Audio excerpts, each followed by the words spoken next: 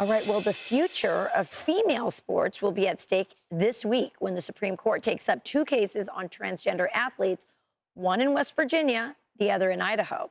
We're going to bring in Outkick.com host, our friend, Riley Gaines, and the host of The Riley Gaines Show. Riley Gaines, thanks for joining us this morning. So this is an interesting moment. The Supreme Court is going to hear cases on whether states, individual states, can ban transgender students from playing in sports that are not their biological gender. Your thoughts on this case, on whether you think the Supreme Court is going to vote in favor of what you would like in this case? Well, Rachel, good to be with you. Look, I'm very excited. This is long overdue. This feels like the pinnacle, really the precipice of everything, I'll speak personally, that I've been fighting for nearly the past 4 years. And to your point, you said it perfectly. What these cases and what the court is deciding on is, can states protect women's rights based on sex? Not if they must, it's literally if they can. If it's constitutional for women to have equality, equal opportunities, our rights to privacy, our rights to safety in our sports and beyond. Not if they must, if they can. It seems as if we are fighting for the bare minimum here. But you asked what I expect in terms of outcome. Of course, we won't know a ruling until, I believe, June. I'm hoping that this is 6-3. Well, I'm hoping, of course, it's 9-0, but we have a sitting Supreme Court justice who says that she can't define what a woman is because she's not a biologist. So that may be wishful thinking. So I'm expecting it to be 6-3 with a scathing liberal dissent. Yeah, it'll be interesting because if it fails, it'll fail because of women on that court, not the men, which is could be a fascinating outcome. This is a court case. Of course, we're talking about the states' rights and all of these issues, but there's an overarching message that our country could potentially send to women. What is that for you?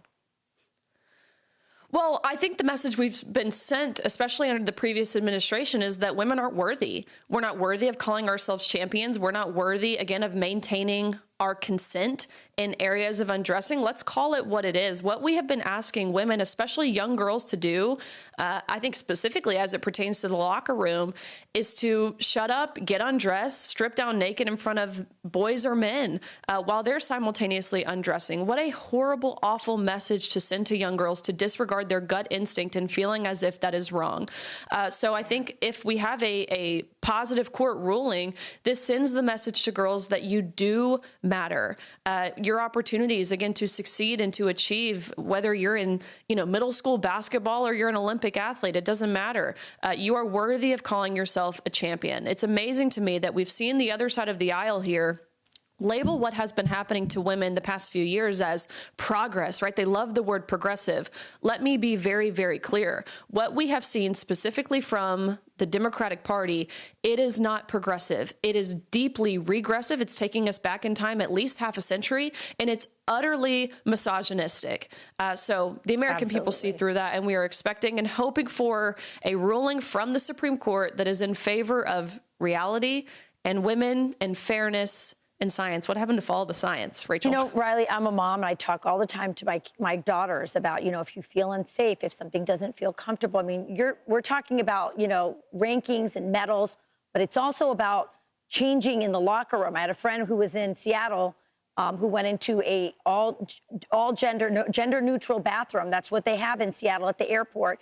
And it was jarring to walk into a bathroom and see men there. So this is the stuff that they want to subject our girls to. And this case is really important. And you are a hero for having been at the forefront. You, Riley, as I've always said, are the true feminist. I really appreciate you joining us.